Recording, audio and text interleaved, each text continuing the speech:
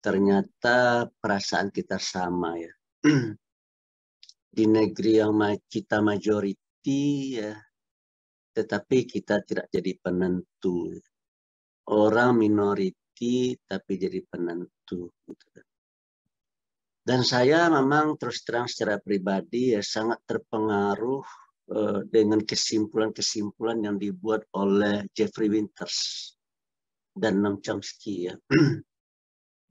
Ya, kedua orang itu menyimpulkan bahwa ya yang menjadi penentu di satu negeri itu ya kata beliau adalah ya, yang menguasai sumber daya material di negara tersebut atau yang menguasai kapital. Kita tahu bahwa di sebuah negeri itu ada beberapa elit strategis ya. Kalau Pak siapa namanya almarhum Profesor Dr. Damra Harjo itu tahun berapa ya? Tahun 89 akhir atau 90 awal ya. Itu didatangi oleh Ketua Umum PP Pemuda Madya yang waktu itu dipimpin oleh Pak Din Samsudin. Dan saya salah seorang ketuanya. Begitu kita berdialog, Pak Dawam bertanya kepada Pak Din, Din, kau akan bawa kemana nih pemuda Muhammadiyah? Gitu kan. Ya Pak Din terdiam dia. Kemudian Mas Dawam sendiri yang menjelaskan. Nah, waktu itu kalau saya tidak salah ya, kata beliau begini, ada 9 elit strategis di negeri ini yang perlu engkau perhatikan dan kau harus usahakan itu kader-kader engkau itu bisa mengisi ke-9 elit strategis itu. Gitu. Nah, lalu beliau sebut, saya masih ingat itu. Yang pertama elit strategis ulama, yang kedua politisi, yang ketiga cendekiawan, yang keempat pengusaha, yang kelima birokrat, yang keenam jurnalis, yang ketujuh pendidik, yang kedelapan pekerja sosial, yang kesembilan budayawan, gitu kan.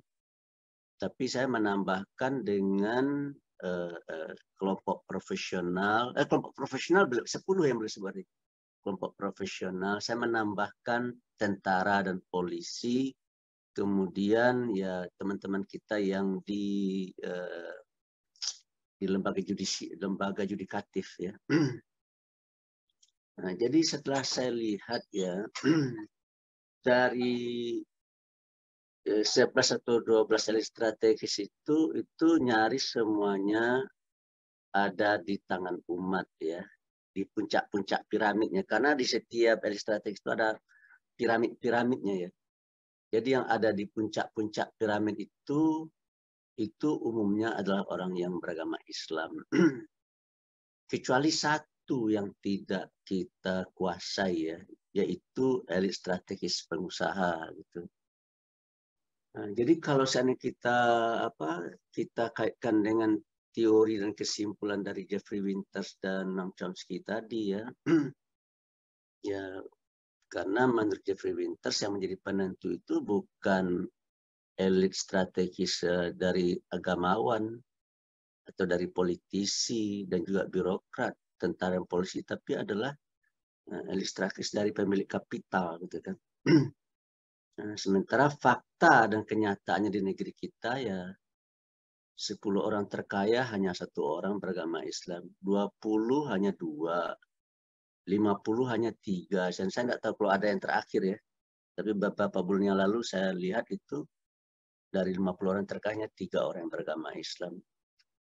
Jadi dari situ saya bisa menyimpulkan ya, mengapa umat Islam di negeri ini nasibnya seperti ini. Ya, karena dia tidak menguasai ekonomi gitu. Karena dan mengapa orang yang minoriti kok bisa menjadi penentu di negeri ini? Ya karena mereka menguasai ekonomi gitu. Dan saya rasa itu tidak hanya terjadi di negara kita ya. Menurut saya itu juga berlaku di mana-mana ya. Sebagai contoh misalkan di Thailand ya, itu Shinawatra. Shinawatra itu kan Chinese ya dan kaya raya kan, dan juga adiknya yang kemudian juga menjadi perdana menteri gitu kan. Nah, jadi kesimpulan saya adalah ya Kalau seandainya kita itu ingin merubah nasib kita, ya Tuhan kan sudah bilang ya, innallaha la yughayyiru ma biqaumin hatta yughayyiru ma bi anfusihim ya. Kalau dalam bahasa terjemahan bebasnya, Allah tidak akan merubah nasib satu kaum kecuali kalau individu-individu yang ada di dalam kaum itu berusaha untuk merubah dirinya gitu. Artinya di individu-individu yang ada di KBPII, di Muhammadiyah, di NU, di Syarikat Islam macam-macam, itu berusaha untuk merubah diri. Nah, timbul pertanyaan pada diri saya, apa yang akan kita rubah gitu ya. Ya kalau bagi saya ya saya mengibaratkan jam tangan saya ini kalau seandainya saya tarik terus ya maka dia akan putus ya. Lalu dia akan jatuh, akan pecah ya berantakan gitu.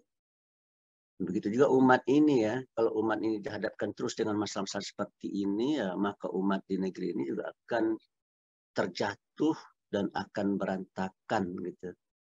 Nah, timbul pertanyaan bagaimana cara supaya umat kita ini tidak berantakan? Bagaimana cara supaya jam tangan saya ini tidak berantakan gitu? Ya, saya harus bisa membuatnya supaya tidak putus, ditarik sekuat apapun, sekencang apapun, ditantang seperti apapun, dia tetap tidak akan putus gitu.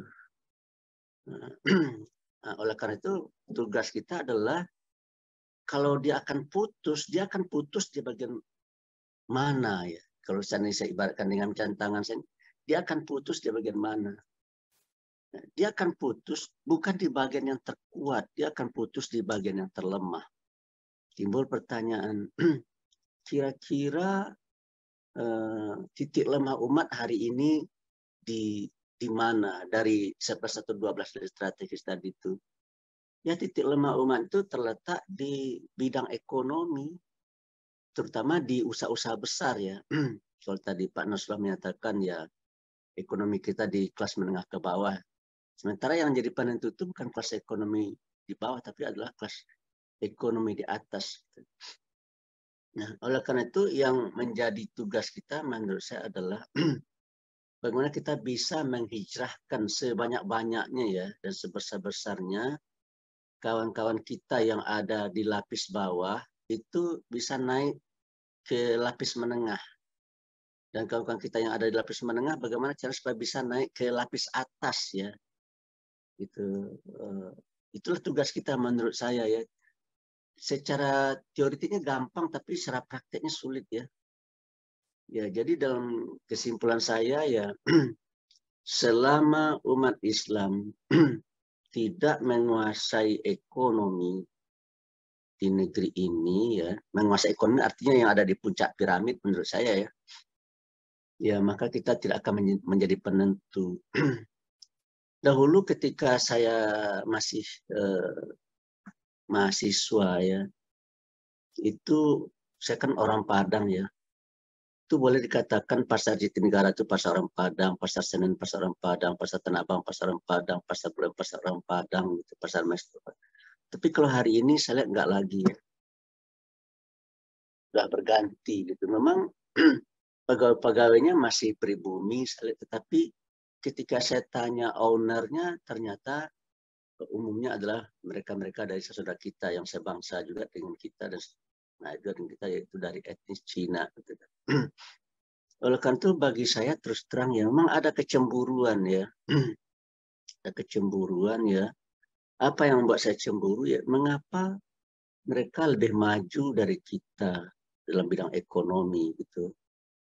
Ya, padahal kita punya suku Bugis, ya, punya orang Pekalongan, punya orang Solo, punya orang Jogja, punya orang Tasik, punya orang Padang, gitu kan yang dikenal sebagai apa suku-suku bangsa yang apa namanya yang cukup progresif lah dalam bidang ekonomi.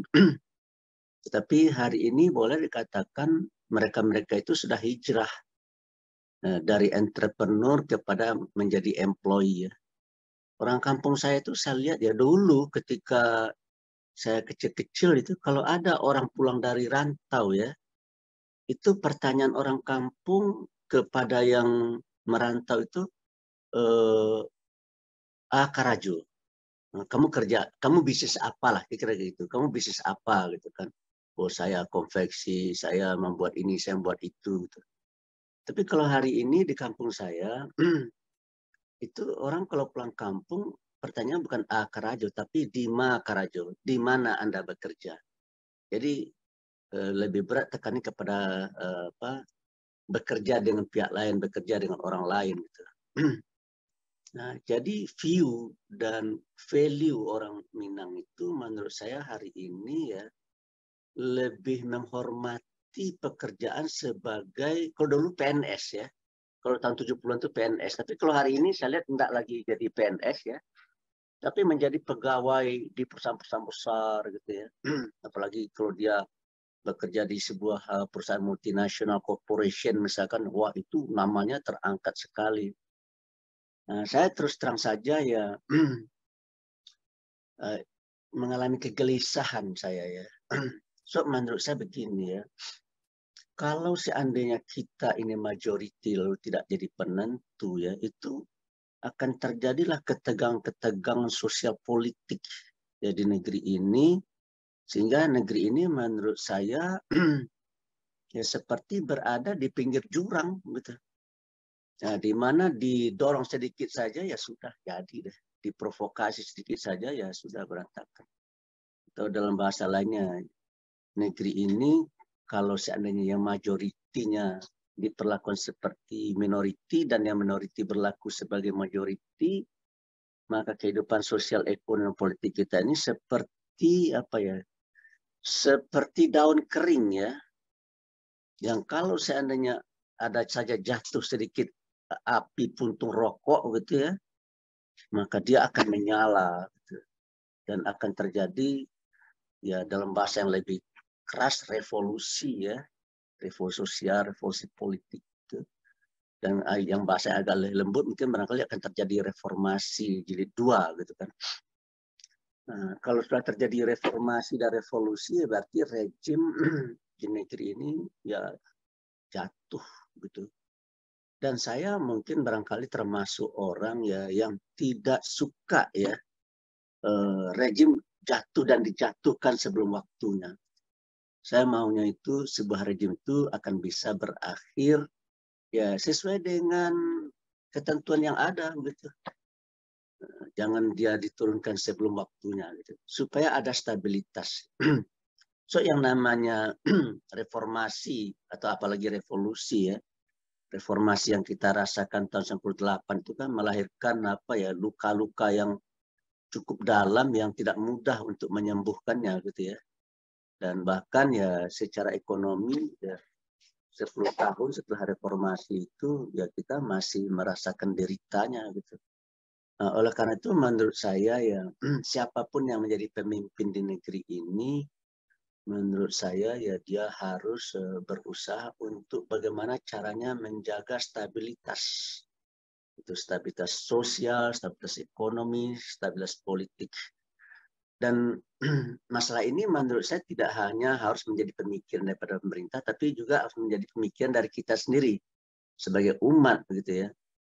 Nah, oleh karena itu menurut saya secara internal keumatan ya, meskipun kita ini terkelompok-kelompok ke dalam berbagai-bagai kelompok ya, maka menurut saya ya umat ini menurut saya akan mengalami nasib yang naas ya, kalau umat ini nggak lagi memperhatikan firman-firman Allah dan sabda-sabda Rasul. Saya melihat banyak sekali ya pelanggaran-pelanggaran yang kita lakukan sebagai umat gitu ya. Sebagai salah satu contoh saya misalkan ya. Ayat yang bunyi wa'tasimu bihablillahi jami'a wa la tafarraqu. Berpegang teguhlah kamu pada tali dan janganlah kamu berpecah belah gitu kan. Dua pertanyaan, apakah kita hari ini berpecah belah? Saya menyimpulkan iya gitu. Mungkin kita berbeda pendapat, tapi dalam kesimpulan saya, umat Islam saat ini di Indonesia ini sudah terpecah-pecah dan terkotak-kotak ya. Bahkan yang lebih menyedihkan saya itu adalah adanya ta'assub yang luar biasa ya. Ya ta'assub itu apa ya? Ya menganggap dirinya lah yang paling benar gitu ya. Dirinya lah yang paling berhak gitu. Jadi kesimpulan saya ya akhirnya ya merasuklah ke dalam tubuh mereka itu sebuah sikap yang sangat dibenci oleh Allah, itu sombong gitu, sombong. Dan padahal Tuhan sangat tidak suka kepada orang-orang yang sombong. Dan bahkan menurut saya ya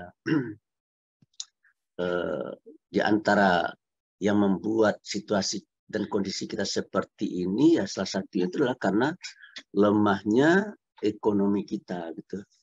Nah, oleh karena itu mungkin barangkali saya ya mengharapkan kepada kita semua ya bagaimana caranya kita merajut kembali persatuan dan kesatuan di antara kita yang menurut saya terkoyak ya. Ya, mungkin ada orang yang mengatakan, Anwarabas, Anda bahasanya terlalu ya, mendramatisir gitu ya. Nah, tetapi kesimpulan saya ya, kalau baju kita terkoyak ya, maka kulit dalam tubuh kita kelihatan oleh orang. Tuh, dan orang tahu ya seperti apa potret diri kita hari ini gitu kan. Potret kita hari ini adalah ya kita memang majority ya, tetapi kita tidak bersatu gitu. Nah, ini aib ini menurut saya ya. Ini aib yang ada dalam tubuh kita ya. Dan tadi Kang Asep bilang ya, semakin banyak partikel-partikel yang berinteraksi ya secara baik gitu ya, maka dia akan melahirkan energi yang akan semakin meningkat dan semakin tinggi gitu kan. Nah, itu dalam ilmu fisika ya, dalam ilmu sosial saya rasa juga begitu ya. Semakin banyak ormas-ormas yang berinteraksi secara baik, berinteraksi secara baik itu saya bahasakan ke dalam bahasa silaturahim ya. Ya. Orang siapa semakin banyak ormas-ormas Islam yang mau bersilaturahim. Bersilaturahim itu kan adalah membangun tali batin ya. Saya melihat kita-kita ini bersilaturahim tetapi batinnya tidak nyangkut gitu. Ya, apa ya? Formalistik, tidak substansial gitu ya. Bagaimana Pak Andrabas bisa membuktikan itu? Ya bagi saya gampang membuktikannya. Ya saya mempergunakan istilah yang agak lebih cocok ya. Istilah yang disampaikan oleh teman saya, kakak saya, Slamet Effendi Yusuf dari GP Ansor, yang pernah menjabat sebagai Wakil Ketua Umum PBNU dan Wakil Ketua Majelis Ulama Indonesia. Saya bertanya kepada beliau, Pak Slamet, mengapa kok Pak Slamet mundur dari politik ya? Dia bilang begini, saya ingin untuk apa ya? Berbuat bagi masyarakat, gitu, bagi umat, kata beliau. Lalu saya tanya lagi, kira-kira apa masalah umat hari ini, Pak Slamet? Dia bilang begini ya, ini umat ini susah sekali untuk bersatu. Tuh. Nah, kenapa saya bisa begitu, Pak Slamet? Saya bilang gitu. Lalu dia bilang begini, ini umat ini Anurabas ya, jago matematik. Mereka hebat kali kalian tambah-tambah kurang-kurang. Kurang mengurang hebat, tambah menambah hebat, kali mengali hebat. Tapi lemah dalam bagi membagi gitu. Jadi kesimpulannya adalah ya mereka hanya sibuk dengan dirinya, sibuk memperkaya dirinya, sibuk menghimpun kekuasaan pada dirinya dan pada kelompoknya ya, dan tidak mau men-share kepada kelompok-kelompok lain gitu. Nah, jadi dalam kesimpulan saya ya, kita itu harus paripurna ya. Kalau dalam matematik itu ada kali tambah kurang bagi ya, maka keempat-empat cara atau metode di dalam bermatematika itu juga harus kita bawa ke dalam kehidupan sosial, ekonomi, politik kita gitu. Ya, kita jangan terjerat oleh kepentingan organisasi kita saja, jangan terjerat oleh kepentingan politik kita saja ya, jangan terjerat oleh kepentingan kelompok kita saja gitu. Kita harus berpikir bukan sebagai politisi ya, tapi kita berpikir sebagai negarawan. Kita harus berpikir sebagai orang-orang yang berlaku seperti perilakunya orang-orang yang muhsinin ya, orang-orang yang bertakwa gitu kan.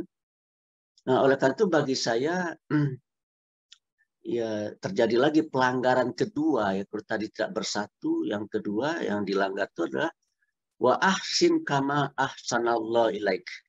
Kita disuruh oleh Allah untuk berbuat baik kepada orang lain sebagaimana saya telah berbuat baik kepada kalian, kata Tuhan ya.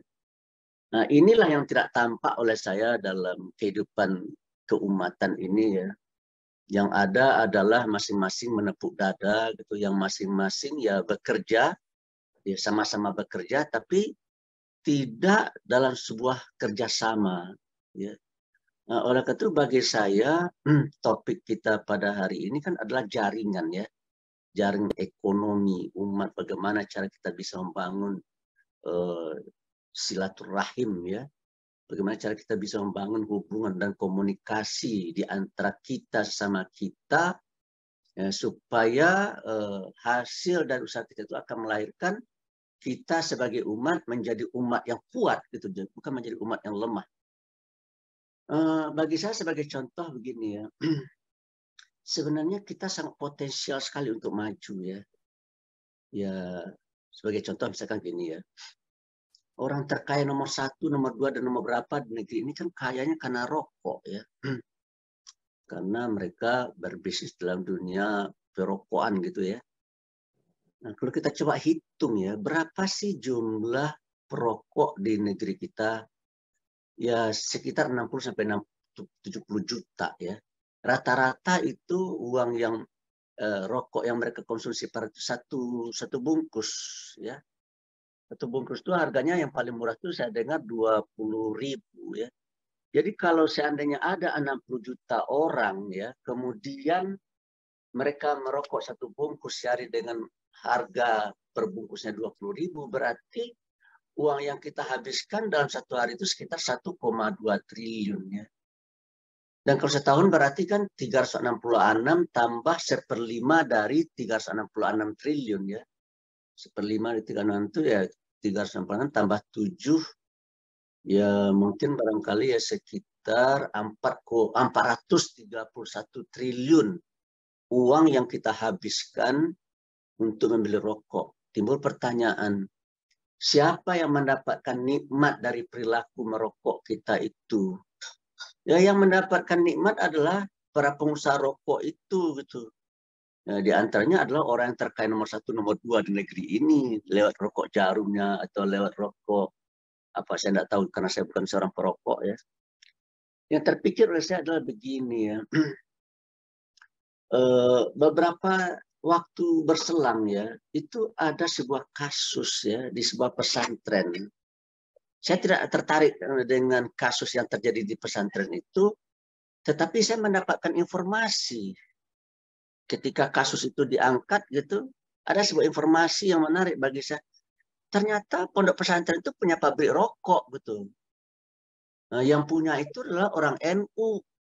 Timbul pertanyaan pada diri saya ya, bagaimana nasib daripada pesantren itu hari ini? Bagaimana nasib umat Islam hari ini? Ya, mengenaskan gitu. Dan kalau seandainya kita umat Islam ini bersatu ya, kan yang mengkonsumsi rokok itu kan mayoritas kan umat Islam. Mengkonsumsi rokok itu mayoritas adalah umat Islam kan. Jadi oleh karena itu menurut saya ya, kalaulah seandainya misalkan yang kita yang merokok ini atau bukan saya termasuk kita ya, kalau orang-orang yang merokok ini misalkan mengkonsentrasikan dirinya untuk berbelanja membeli rokok milik daripada apa orang-orang NU ya, maka menurut saya pabrik rokok itu akan menjadi pemiliknya akan menjadi orang terkaya nomor 1 di negeri ini menurut saya ya. Tapi mengapa kita tidak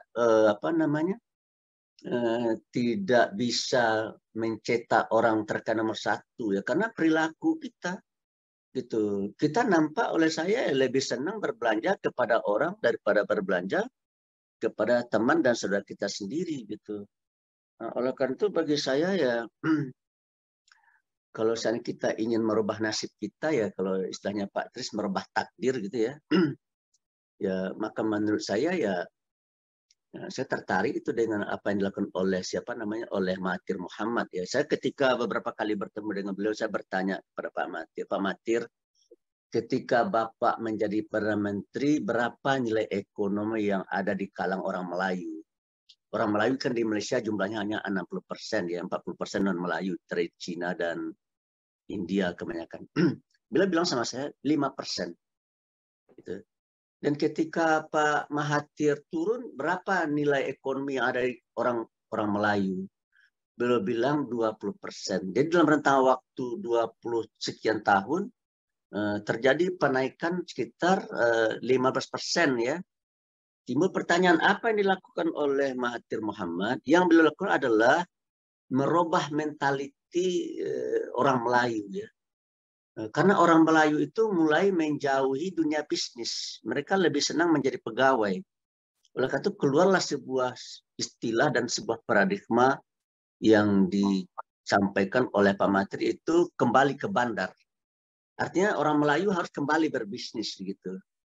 Oleh karena itu jika ada kebijakan investasi di sana itu memang ada ketentuan ya bahwa ya kalau saya akan mendirikan perusahaan harus ada orang Melayunya gitu kan. Di negeri kita kalau nggak salah juga ada seperti itu, tapi nggak serius gitu. Nggak serius ya. Jadi kesimpulan saya, bukan tidak ada kebijakan di negeri ini yang kita buat yang tidak berpihak kepada umat, banyak ya. Tetapi sangat lemah dalam implementasinya gitu kan. Nah itulah pula sebabnya mengapa saya tidak setuju dengan merger bank syariah ya. Memang kalau seandainya pemikiran kita mengarah kepada pertumbuhan ekonomi, ya menurut saya harus di merger. Tapi kan yang harus kita pikirkan kalau bicara ekonomi kan tidak hanya pertumbuhan ekonomi. Tapi bagaimana cara kita bisa menciptakan pemerataan supaya tercipta stabilitas gitu kan. Nah, oleh karena itu menurut saya ya jika bank itu tidak di merger maka dia bank kecil.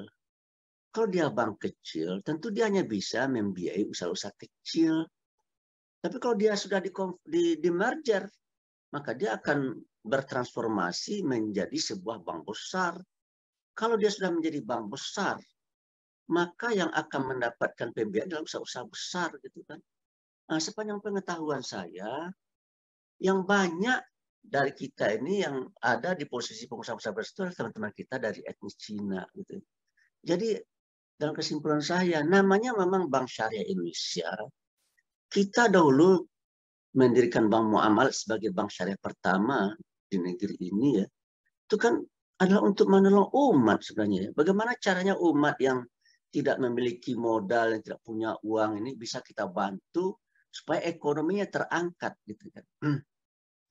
Tapi kan pada hari ini saya lihat ya Bank Syariah ini ya sama dengan di merger ini, maka lahirlah sebuah bank besar yang namanya Bank Syariah Indonesia. Tapi menurut saya tidak ubah perilakunya seperti bank-bank kapitalis gitu.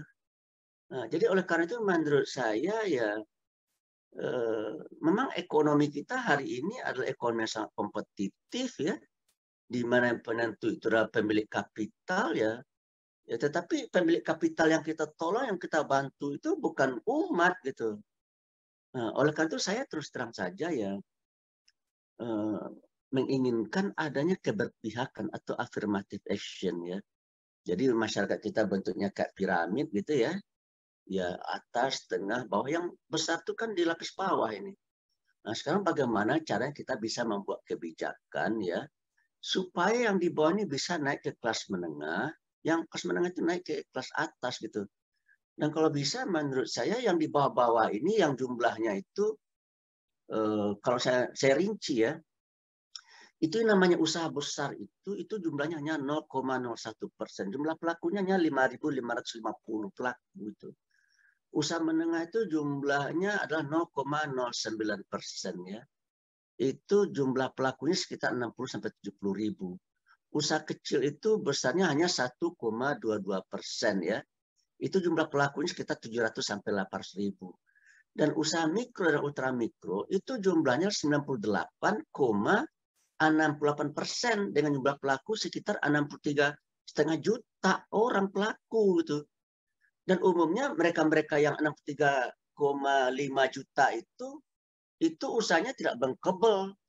Jadi dalam kesimpulan saya, yang banyak mendapatkan kucuran pembiayaan dan kredit dari dunia perbankan kita itu adalah usaha besar, usaha menengah, usaha kecil. Itu jumlahnya hanya 1,32%. Tuh. Sementara yang 98,68% yang masuk usaha mikro ultra mikro itu ya yang nggak kecipratan gitu. Kalau kecipratan sedikit sekali ya. Dan saya juga melihat ya perilaku dari orang-orang besar itu, mereka sudah konglomerat, mereka sudah orang miliarder ya, untuk mendapatkan pembiayaan-pembiayaan kecil-kecil itu dia membuat usaha-usaha kecil-kecil juga gitu.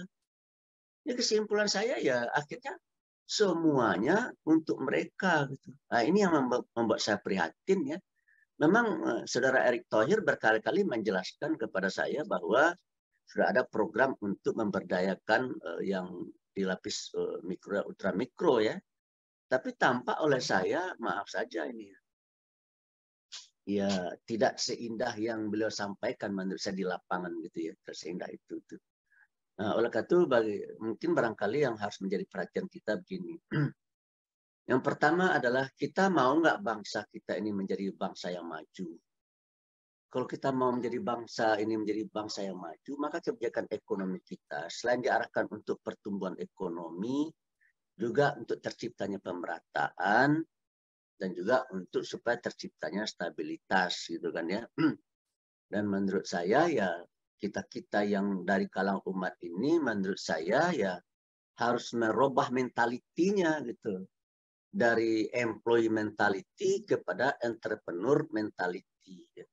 Terus terang saja ya, saya kan dosen ya. Setiap saya mengajar di Fakultas Ekonomi dan Bisnis UIN Jakarta ya. Itu dalam kelas itu mungkin barangkali ada sekitar 50 orang anak mahasiswa itu ya. Dan ketika saya tanya, Anda nanti kalau tamat mau jadi apa?